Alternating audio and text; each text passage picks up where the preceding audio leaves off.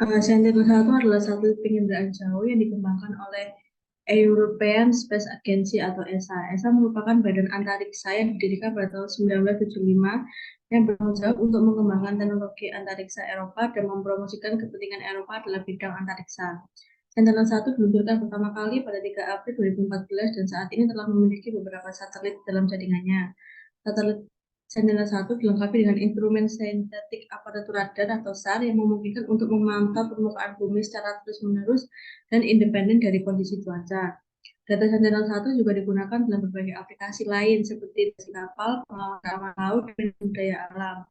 Data dari Sentinel-1 tersedia secara gratis dan terbuka untuk publik, sehingga dapat diakses oleh siapa saja yang membutuhkan informasi ini untuk kepentingan penelitian, pengembangan, dan aplikasi lainnya. Sentinel-1 ini didesain sebagai satelit konstelasi yang tersusun dari dua satelit SAR, yaitu Sentinel-1A dan Sentinel-1B, di mana keduanya menggunakan spektral C-band. Satelit Sentinel-1A diluncurkan pada tanggal 3 April 2014, sementara satelit Sentinel-1B diluncurkan pada tanggal 25 April 2016. Satelit Sentinel-1 ini memiliki kemampuan resolusi temporal yang lebih baik dibandingkan dengan satelit sebelumnya, yaitu satelit ES-1 atau 2 dan satelit Envisat ASAR. Satelit Sentinel-1 dengan sistem konstelasi memiliki kemampuan resolusi temporal tiap 6 hari sekali yang memungkinkan satelit melakukan eksplorasi wilayah yang lebih banyak. Kemudian kedua satelit Sentinel-1 yaitu Sentinel-1A dan 1B mengorbit pada lintasan yang sama tetapi berbeda fase lintasan 180 derajat. Keduanya diluncurkan di lokasi yang sama yaitu Kourou, French Guiana menggunakan roket Soyuz itu menurut Torres DKK tahun 2012. Kemudian selanjutnya itu untuk misi Sentinel-1. Misi Sentinel-1 memfasilitasi layanan yang mencakup pemantauan batas es laut Arktik, pemetaan es laut rutin, pengawasan lingkungan laut, termasuk pemantauan bahannya dan deteksi kapal untuk keamanan maritim, pemantauan permukaan tanah untuk resiko pergerakan, pemetaan untuk pengolahan hutan, air dan tanah, dan pemetaan untuk mendukung bantuan kemanusiaan dan situasi krisis.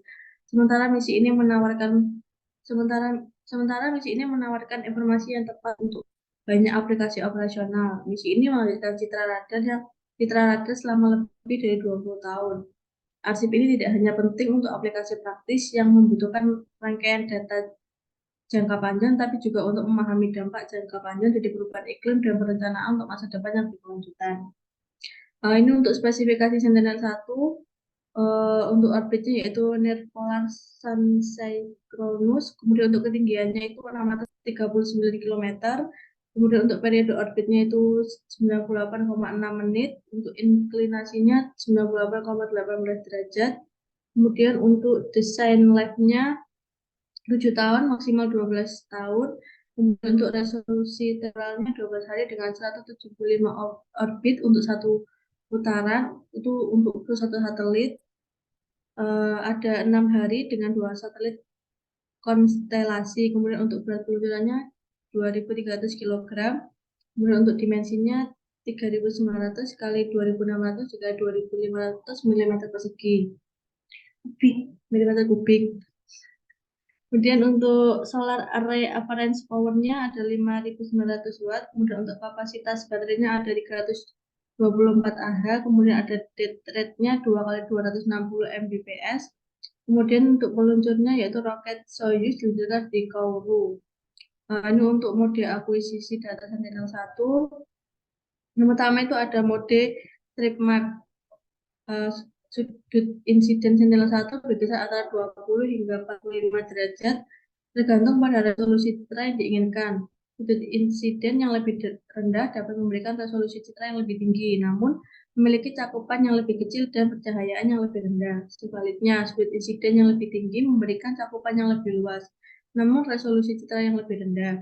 Kemudian untuk mode yang kedua yaitu interferometric wet SWOT, yaitu sudut insiden Sentinel-1 biasanya diatur dengan tepat agar cocok dengan sudut antara dua citra yang diambil secara berurutan untuk menghasilkan citra interferogram yang presisi dan akurat. Kemudian yang ketiga ada mode extra wet SWOT, Sudut insiden Sentinel-1 dapat mencapai 40 sampai 45 derajat untuk memungkinkan citra dengan cakupan yang sangat luas mencapai 400 km. Kemudian terakhir ada mode wave, sudut insiden Sentinel-1 lebih rendah, sekitar 20 derajat untuk memungkinkan pengamatan yang akurat pada fenomena gelombang laut. Untuk polarisasi Sentinel-1 itu ada 3, yaitu single polarisasi. Mode ini menggunakan satu jenis polarisasi saja yang dapat menjadi polarisasi horizontal H atau vertikal P. Jika dengan mode S biasanya digunakan untuk aplikasi yang sederhana seperti pemetaan topografi, klasifikasi lahan, dan pemantauan banjir. Kemudian dual polarisasi yaitu DH dan DP. Mode ini menggunakan dua jenis polarisasi yaitu horizontal dan vertikal. Citra dengan mode DH dan DP biasanya digunakan untuk aplikasi seperti pemantauan pertanian, pengawasan hutan, dan pemetaan kelas tanah. Yang terakhir yaitu quad polarisasi. Mode ini menggunakan 4 jenis polarisasi yaitu horizontal horizontal, horizontal vertikal, vertikal horizontal, dan vertikal vertikal. Mode ini memberikan informasi yang lebih kaya dan lebih tepat dalam membedakan antara berbagai jenis benda di permukaan bumi. Citra dengan mode quad polarisasi digunakan untuk aplikasi seperti pemantauan kelembaban tanah, pemantauan gletser, dan pemetaan bencana alam. Kemudian untuk pengaplikasian Sentinel-1 yaitu laut. Yang pertama adalah lautan dan air. Sentinel-1 menyediakan gambar radar aparatus sintesis atau SAR untuk menghasilkan peta kondisi es laut tepat waktu untuk perjalanan yang aman di perairan Arktik yang semakin sibuk. Radar dapat membedakan antara es tahun pertama yang lebih tipis dan lebih dapat dinavigasi, dan es tahun pertama yang lebih tebal dan berbahaya untuk membantu memastikan navigasi yang aman sepanjang tahun di zona Arktik dan subarktik yang tertutup es.